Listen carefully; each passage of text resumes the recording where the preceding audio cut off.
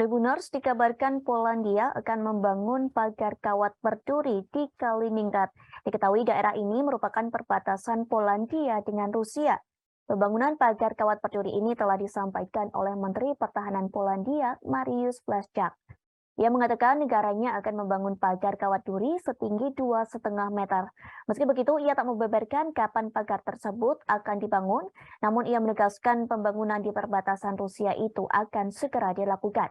Pagar kawat berduri tersebut dibangun di tengah kekhawatiran bahwa Kaliningrad sebagai daerah kantong mungkin menjadi saluran untuk migrasi ilegal, sehingga Polandia menganggap negaranya memerlukan keamanan yang ekstra. Hal ini merujuk pada krisis migran yang terjadi tahun lalu. Saat itu ribuan migran Afrika dan Timur Tengah mencoba menyeberangi perbatasan Belarus ke Polandia.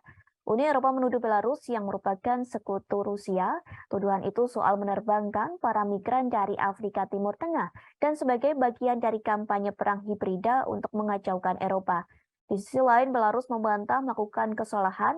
Błaszczak menuturkan pagar kawat berduri di perbatasannya dengan Kaliningrad akan serupa dengan yang dibangun Polandia di sepanjang perbatasan dengan Belarus tahun lalu.